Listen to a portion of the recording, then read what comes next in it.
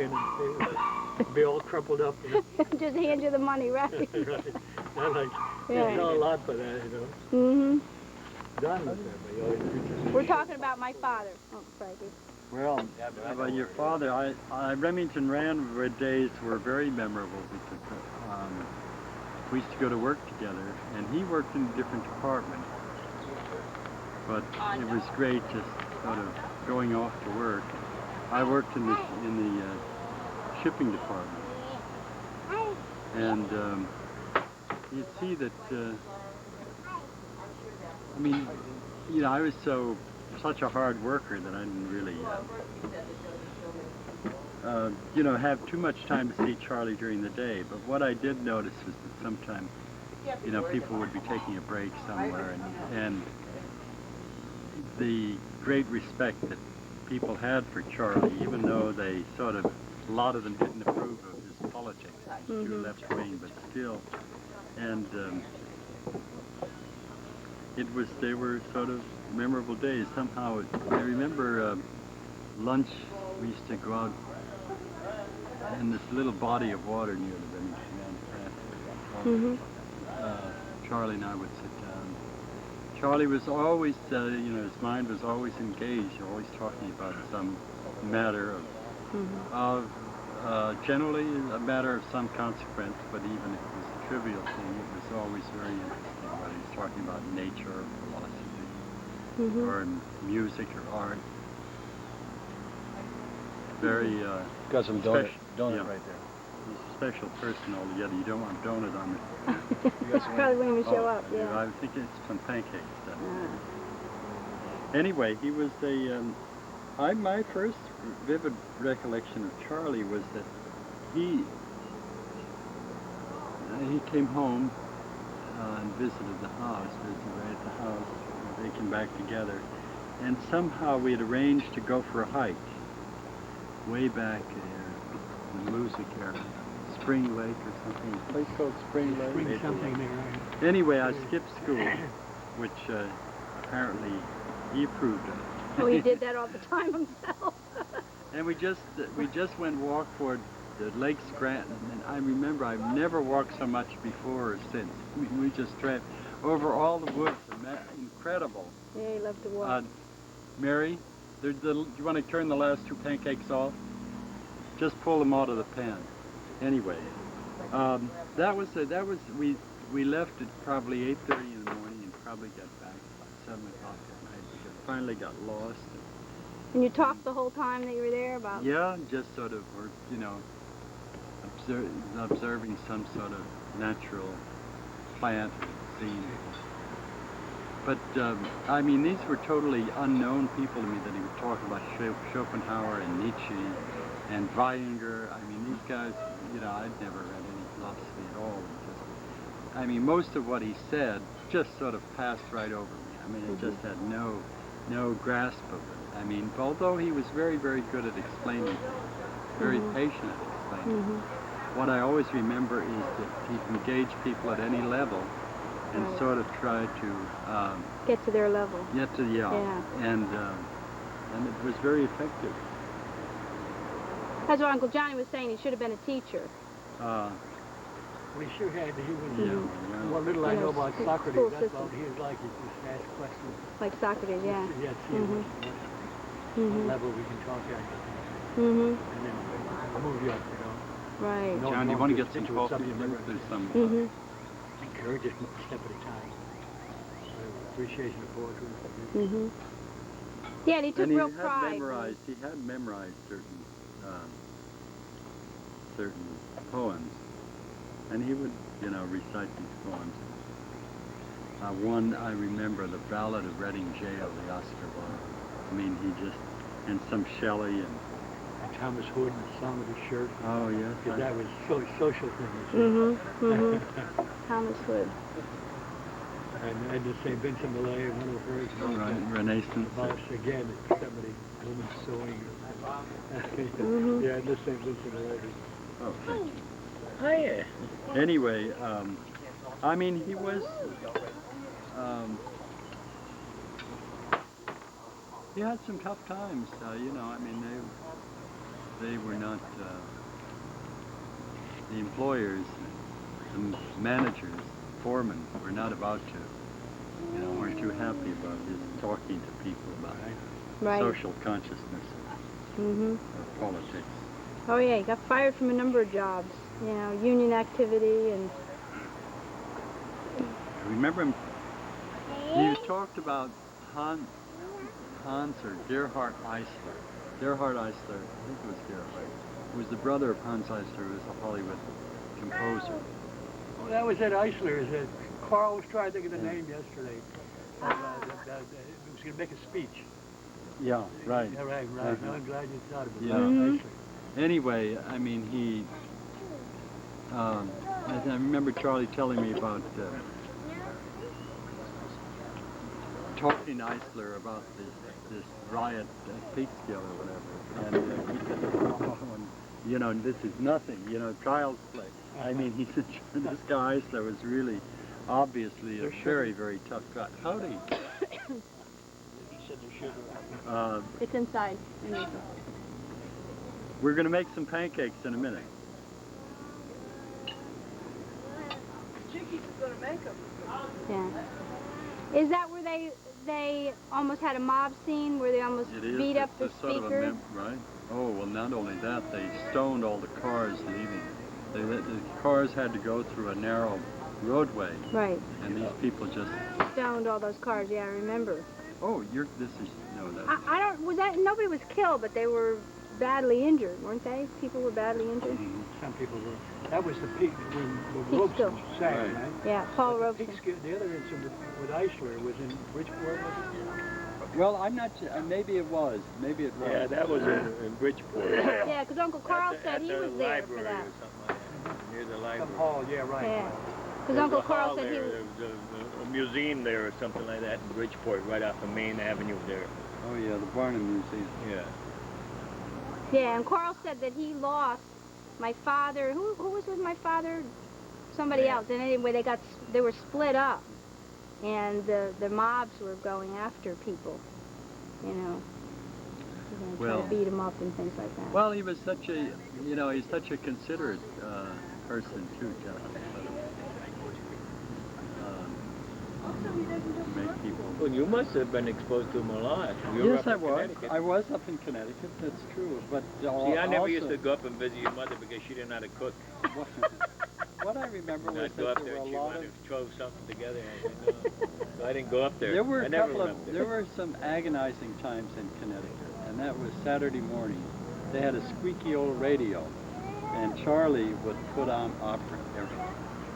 He loved opera, I know. It was so hideous, so terrible, so unbelievably bad. It gave me a headache. Had to get out. Yeah, I know he loved opera. We used to wake up to opera. Once he had good records, then he used to play all the time. Caruso. I still have his Caruso records. You know those old 78? Big, thick 78? I used to play those all the time, and that's what we used to wake up to, was opera all the time. But he liked all different kinds of music, which is amazing. He even liked Elvis. He used to sit there and watch Elvis and say, this guy's a phenomenon. He's going to change all the different kinds of music. Way before people knew that. When Elvis first came on the TV, my father used to sit there and watch it all the time. And my friends used to be amazed because they would say, their parents were saying how horrible this Elvis was and, how could they watch him? And my father was enjoying it, so he was really ahead of his time, Yeah.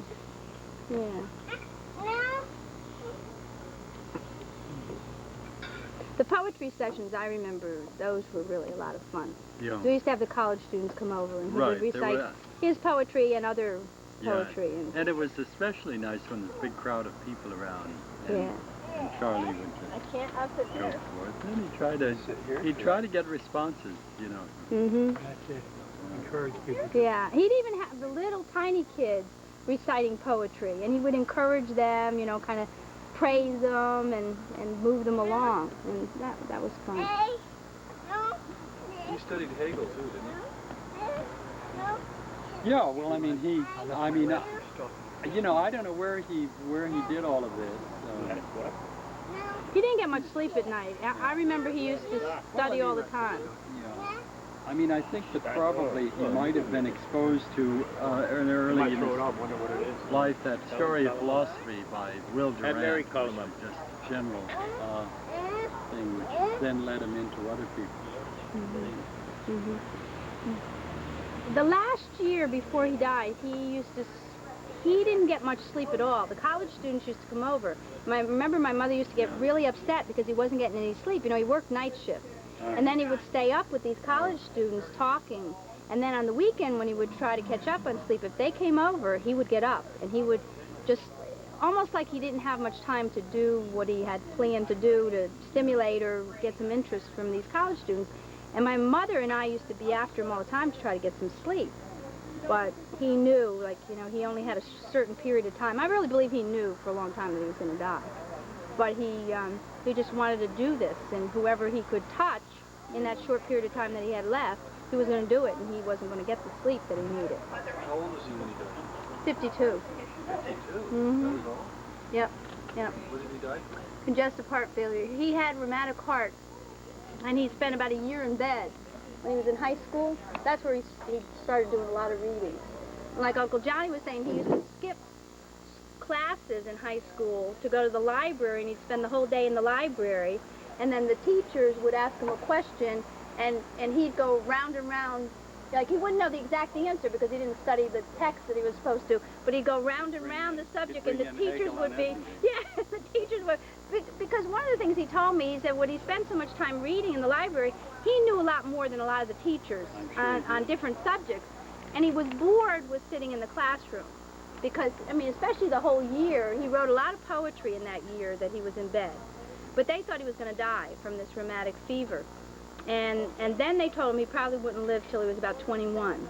They said if he makes it to, you remember that? I remember that he was supposed to die. Yeah, he was supposed to die real young. And then he was fine for a long time, but he didn't like going to doctors because he had 3 people in his family that died that he felt were direct cause of the doctors. And actually, when you look at him, the doctors did contribute to their death. So because of that, he didn't like medicine. I mean, and he didn't even like the idea that I went into nursing. I think also that he felt I would find out what was wrong with him. You know, because I started seeing more and more symptoms, and I kept saying to him, you need to go to a doctor. You know, so it was mainly congestive heart failure. His heart kept getting larger and larger because of that rheumatic heart that he had from before. So, but he really did know, you know, probably about a year before. When I look back on it, I think he really knew he wasn't going to. Yeah, because he had to have felt it internally. He didn't go to the doctor. Well, he finally did, but it was too late. You know, and when I went back to the places that he worked, he had signed waivers from those doctors when, you know, when you had to have your checkups at the, he signed waivers, insurance waivers, so that they wouldn't be responsible for any insurance, because we didn't have any insurance payments after he died, and it was mainly because he signed these waivers. He didn't want anybody to know that he had this bad heart condition, which is a shame because he could have probably lived maybe 10 years longer if he'd been on digitalis and so on, but not that he would have lived a long, long time, because he did have that rheumatic heart, but, you know, he probably could have. How much of Charlie and Tommy's personalities are similar to your father's? Because they're both geniuses like you, I'm sure. I think there's little bits and pieces on each of their personalities that's like my father. Charlie gets really passionate. I mean, my father got passionate, but not to the extreme that Charlie does. Is this on? Yes. Why don't I go back and get the 3 of you? Oh. Right. It's just going in. Yeah. Tommy, I think, is much more patient. See, my father had a lot of patience with people. Yes, he did. And interesting enough, though, Charlie, the colleges say that Charlie is an excellent, excellent teacher. They raved about his teaching. So apparently in the classroom, he must have enough patience with the students that he's able to have great evaluations from the students. Though he doesn't go along with the bureaucracy of the college. Obviously, that was shown when he went for his PhD. You heard about that whole story with Charlie with his PhD. I've told it 100 times now. It is a very amusing story. Oh, yeah. He said he wasn't about to follow the rules. And he was right about it. I mean, he really was right because he investigated, researched all the different professors that had their PhD, and they said they never used Russian. And so he said, why should I take that subject? I'll take something that I can use. I thought he was really right, except I kept saying to him, geez, Charlie, I mean, you're like this close to getting your PhD. Fight it after you get your PhD. And he said, no, because then he wouldn't be as respected. It's like prostituting himself off, you know, to this bureaucracy. And he said, I'm going to try to change it. And in fact, he was able to some extent change that because they were looking into dropping that requirement, that Russian requirement. Well, they've probably dropped it now in any case. Right, I'm sure. But you know, really the only reason that it got to that point was when he wrote those articles for the journal, the National Journal, and they were published. That this professor from MIT that won the Nobel Prize called Boston University and said, what's going on with this guy? Here he's got these articles published and he doesn't have a PhD. You know, what's happening? Why aren't you giving him his PhD? And they told him the whole story. I guess he probably thought he was a little kooky, but finally that's when the university said, we're going to get this guy Because they recognize... noticed. Because their name would be recognized also. You know, if his articles are published and then their name is connected with, he got his PhD from Boston U, then... And this Nobel Prize guy recognized how intelligent the articles were. Yeah, yeah. And it had to go to him anyway because he had to try to challenge Charlie's theories, and he wasn't able to do that. So that's when he said, this guy has Was that has somebody something. named Weinberg? Was that- Bob, this is on autofocus, right? I can't remember Charlie told me the name of it. Yeah, but I think he it's had won Weinberg the who- Nobel Prize for nuclear physics or something. And Who was it? and I guess Boston U was kind of embarrassed when this guy called and said, what's going on here? But you know, they offered him a job at MIT after. And he decided he didn't want to do that because he didn't want to take the chance that they might take his theories and whatever they would do with them, you know. Hi, Gina. You know, whether it would be involved in harming the environment or nuclear war or whatever. Yeah, I wonder where, you know, what his focus is now. Well, part of that, I think, was my father's philosophy, too. I mean, my father could have taken some jobs and made a lot of money. I remember they wanted him to be a minister, my father to be a minister at one time. And he would have probably had a nice position, but he couldn't do that, you know. And there were a couple of other jobs that he was offered that he said, no matter what the money was, it wasn't worth